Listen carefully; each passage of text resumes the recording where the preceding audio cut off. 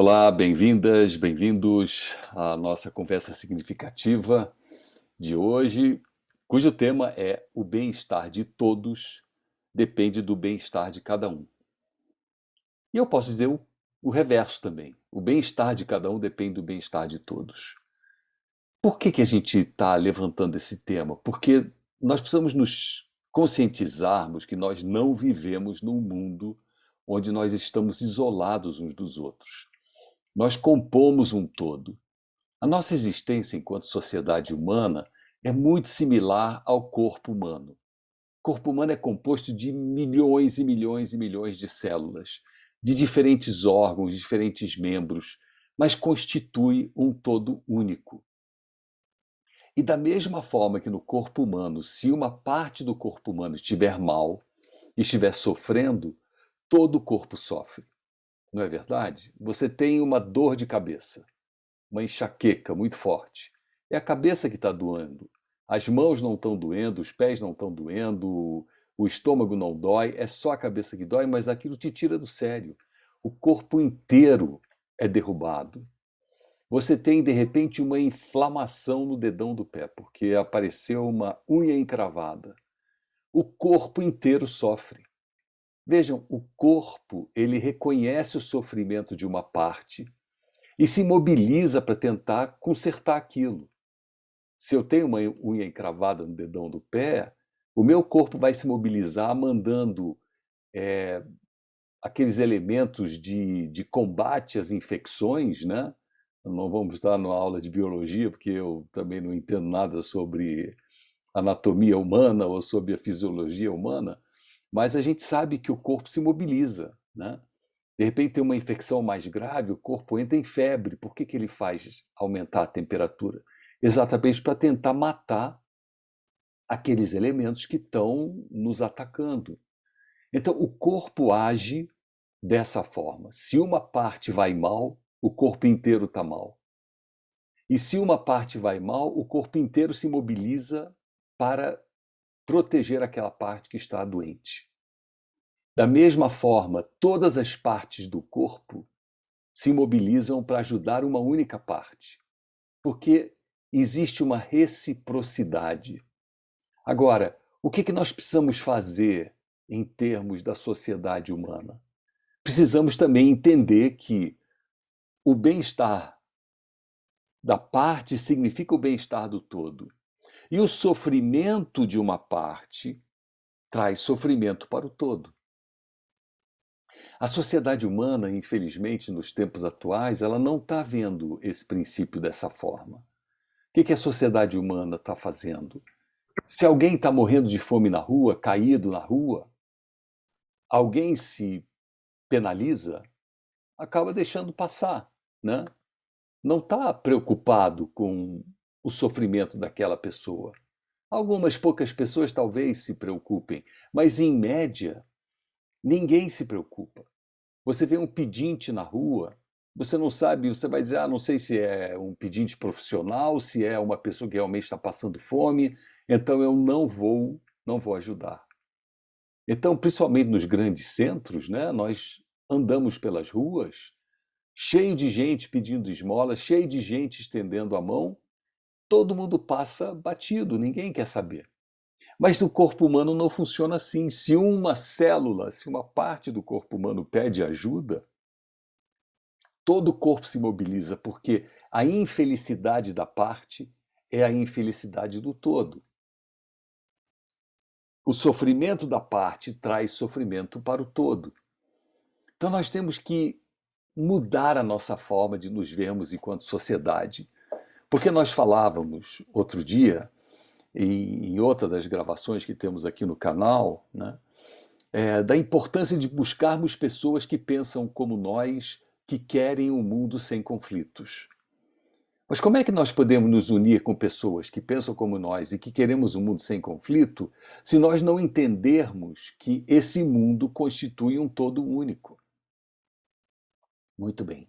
Se isso é verdade, a prosperidade humana, a prosperidade da humanidade, a melhoria das condições da humanidade, o fim do conflito na humanidade, né, só acontece se cada parte se preocupar com o todo. E se o todo se preocupar com cada parte. É o princípio da reciprocidade. Então nós temos um papel a cumprir. Cada uma e cada um de nós que está assistindo hoje essa apresentação, tenha certeza, você tem um papel a cumprir. Você não pode simplesmente dizer, Mandorinha só não faz verão, eu não sou ninguém, não posso fazer nada. Imaginem se o corpo humano pensasse assim, você tem, de repente, uma inflamação que pode virar uma infecção, que pode levar o corpo à morte, e se as células de outras áreas do corpo dizem assim, não tem nada a ver com isso, isso aí é um problema do estômago, ele que está doente. Eu sou, sei lá, o coração, e o coração não tem nada a ver com essa infecção. Claro que tem, porque você vai acabar sendo alvo fácil dessa infecção. Então, da mesma forma, eu não posso dizer pouco me importa o que está acontecendo com outras pessoas que estão sofrendo, passando fome, porque eu não estou passando fome e eu não tenho nada a ver com isso, não fui eu o provocador da fome delas. Como o coração poderia dizer, eu não tenho culpa nenhuma dessa unha estar encravada, não fui eu que fiz isso. Não podemos agir dessa forma. Se nós queremos o bem-estar do todo, nós precisamos nos preocuparmos com o bem-estar de cada parte. E cada parte, ela é constituinte desse todo, então ela tem um papel a cumprir para com o todo. E esse bem-estar que eu estou falando é um bem-estar que é tanto material como espiritual.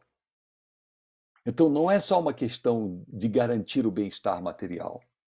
Porque o sofrimento de uma parte pode não ser material, como é o que acontece em países muito desenvolvidos, onde, por exemplo, o número de suicídios vai aumentando cada vez mais.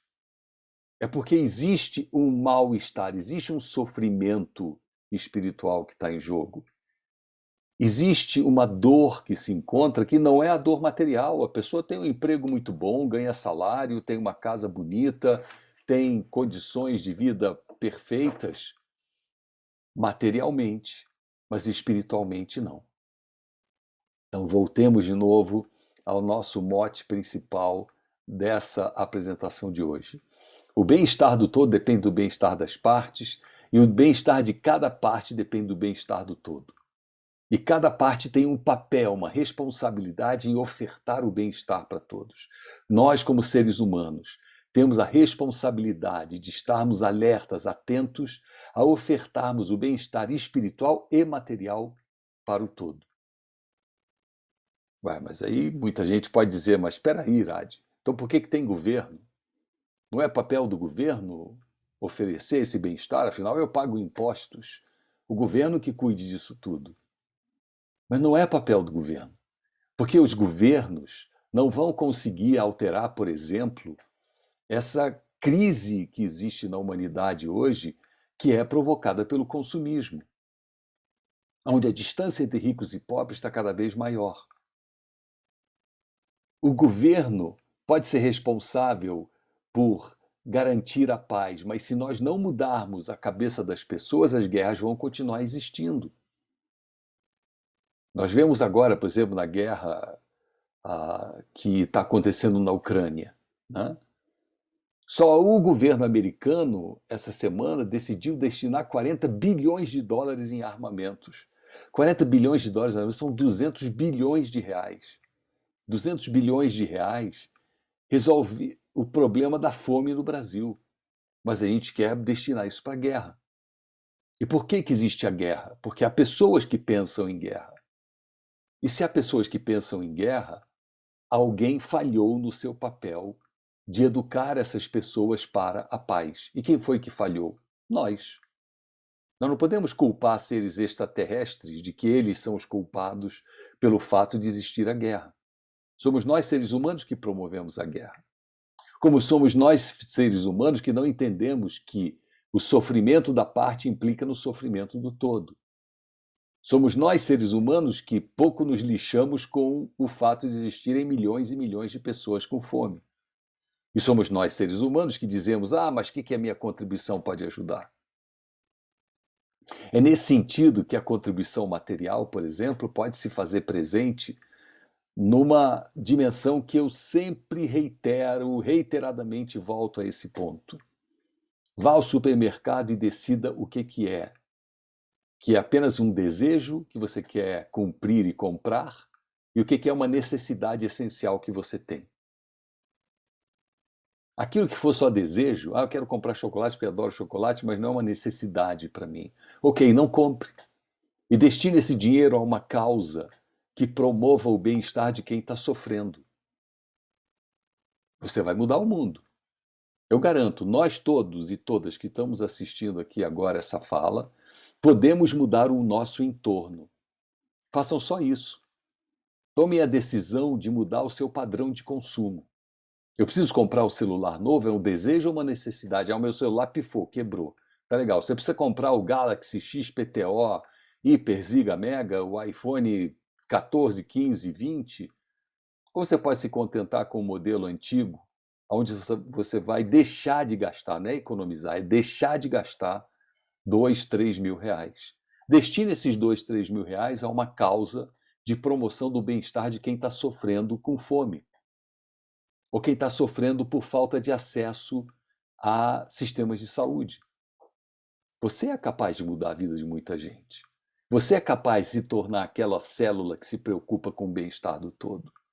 Agora, eu estou falando da questão material, né? Como é que a gente pode gerar recursos? E eu volto a dizer, você vai gerar muitos recursos imediatamente no supermercado fazendo essa mudança do seu padrão de consumo. Agora, mude também o seu padrão de ver as pessoas e de acolher as pessoas. Porque, lembrem-se, o bem-estar não é só material, o bem-estar também é espiritual. Qual é o nosso papel de acolhimento para com pessoas? Quantas pessoas que nós sabemos que estão sofrendo de solidão, de tristeza, de ansiedade, de tudo que é possível e a gente não as procura? Passemos a visitar as pessoas, passemos a falar com as pessoas, passemos a chamar as pessoas. Façam uma lista. Vejam quem são as pessoas que vocês sabem que sofrem emocionalmente, pela razão que for. Façam uma lista, 2, 3, 4, 5 nomes vocês certamente encontrarão. Proponha-se a uma vez por semana ligar para cada uma dessas pessoas. Nem estou dizendo visitar. Se puder visitar, ótimo. A pandemia está arrefecendo, nós estamos podendo chegar a esse ponto de estarmos voltando a visitar pessoas. Pode até encontrar em algum lugar público, arejado, enfim. Mas oferte o seu cuidado e a sua preocupação com aquela pessoa que está necessitada. Então você vai ver que você vai cuidar do bem-estar do outro, espiritual e material. Alguns precisam de bem-estar espiritual, outros precisam de bem-estar material. Nós temos que ver a prosperidade da humanidade não somente na dimensão material. Não são só os 40 bilhões de dólares americanos que poderiam resolver a questão da fome no Brasil, ao invés de serem destinados à guerra. Mas são também os milhões e milhões de pessoas, hoje no planeta, ou bilhões e bilhões de pessoas, que não se preocupam uns com os outros. Não sejamos aqueles que não se preocupam. Procuremos. Ofertemos uma mão amiga. Chame alguém para fazer um lanche. Converse com alguém que precisa conversar. Tem muita gente que precisa conversar. Então, aí a gente começa a entender o que significa o nosso papel de promover o bem-estar do todo, nos preocupando com cada parte. Ok, o planeta Terra tem 6,5 bilhões de habitantes. Eu não consigo alcançar mais do que 4 ou 5. Ok, 4 ou 5 já deu. Eu só preciso de 1 bilhão de pessoas se preocupando com 4 ou 5 para alcançar os 6,5 bilhões de pessoas. A conta é fácil. Muito bem. Agora, temos que nos lembrar, da mesma forma que o corpo humano, nenhuma célula do corpo humano vive isolada do corpo, certo? Qualquer célula nossa que sair do nosso corpo, ela morre. Ela precisa do sangue, ela precisa do oxigênio, ela precisa da interação, ela precisa de estar intimamente associada às demais células. E cada célula tem que contribuir para o bem-estar desse corpo. Daí então o bem-estar do todo acontece. Novamente, nós somos células da sociedade, nós não podemos nos isolar da sociedade. Nós não podemos dizer, eu só quero me preocupar com a minha vida, eu não tenho tempo para a vida dos outros. Se eu fizer isso, quem morre? Eu. Mas quem também não aproveita a minha existência? O corpo. A sociedade não aproveita a minha existência, não se beneficia da minha existência. Então nós precisamos lembrar, nós não somos seres que vivem isolados, nós somos seres que se agregam, nós somos seres gregários, né? E daí então, estarmos agregados faz parte da nossa missão enquanto seres humanos. E por isso, a solução para que o bem-estar aconteça só vai existir quando nós nos unirmos enquanto humanidade. Quando nós nos tornarmos uma única nação, um único povo, uma única população do planeta Terra, e não países diferentes e díspares que brigam uns com os outros, ou que se desentendem uns com os outros, ou que disputam uns com os outros, nós precisamos estabelecer firmemente a nossa unidade. Como no corpo humano, a unidade está firmemente estabelecida. O corpo humano não há disputa entre os diferentes órgãos, nem há desentendimento nem desavença entre as diferentes células. Apesar de serem diferentes, reconhecem o valor de cada uma. Apesar de que as células neurais, os neurônios, né, sejam evolutivamente mais aprimoradas e complexas, elas não desqualificam nem menosprezam as células da ponta do dedo. Porque as células da ponta do dedo também são importantes para que a gente evite se queimar ou evite tocar no que não deve tocar. Então o corpo reconhece o valor de cada um. Então, para que haja essa solução, para que o bem-estar da humanidade possa ser estabelecido, nós precisamos nos unir. Precisamos estar firmemente unidos. Precisamos superar os preconceitos. Não são fáceis de serem superados, mas precisamos superá-los. Sejam preconceitos de raça, preconceitos de gênero, preconceitos de classe, preconceitos de cor, preconceitos geracionais. Quaisquer espécies de preconceitos têm que ser eliminados para que nós nos tornemos uma única humanidade, né? Muito bem. E segundo, nós precisamos dialogar. Eu me baseio num pensamento que vem dos escritos barrais que diz: nenhum poder existe a não ser através da unidade. Nenhum poder existe a não ser através da unidade. Nenhum conforto e bem-estar podem ser alcançados salvo através da consulta. O que é consulta? É a interação, é consultar, é conversar, é falar, é interagir. De novo, me reporto copo do super-homem que eu ganhei dos meus netos. Acham que o avô é um super-avô, então ele merece o copo do super-homem. Então, se nenhum poder pode ser alcançado, né? Nenhum conforto, nenhum bem-estar pode ser alcançado, a não ser que a gente consulte, ou seja, nós temos que nos abrir para o outro. E isso foi outro tema, né? Como é que nós encontramos as pessoas que pensam igual a nós? Conversando. Você não vai encontrar pessoas que você reconhece que são afins ao teu pensamento se você não conversar. Você precisa conversar, você precisa trocar ideias.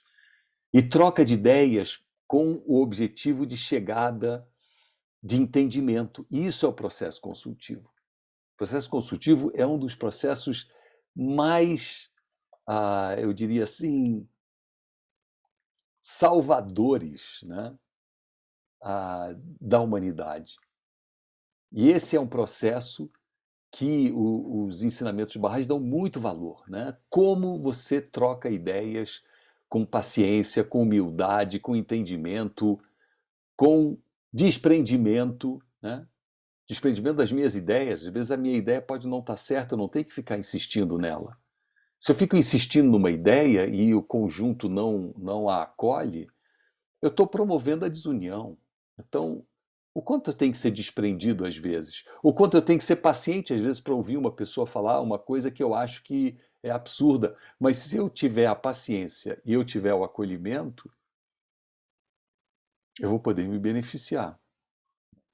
Então nós queremos uma humanidade em que cada um pensa no bem-estar do todo e que o todo protege o bem-estar de cada um. Para que isso aconteça, precisamos nos unir, precisamos nos ver como um único corpo. Eliminarmos as disputas, eliminarmos os preconceitos, eliminarmos as ideias pré-concebidas de que aquele presta, aquele não presta, aquele é bom, aquele não é bom. Nós levamos isso dentro do nosso coração. Por mais que nós, às vezes, queiramos reafirmar e afirmar que estamos isentos de preconceitos, às vezes existe um preconceito dentro da gente. Para que isso possa ser superado, né, a gente tem que aumentar o brilho do nosso coração, aumentar o brilho da nossa alma. E esse brilho aumenta quando a gente conversa, quando a gente troca ideias, quando a gente se envolve nesse processo da consulta. Daí dadas algumas das linhas maiores, né, de como nos tornarmos uma humanidade unida e como fazermos com que maior entendimento, maior coesão entre todas as partes da sociedade humana possa acontecer.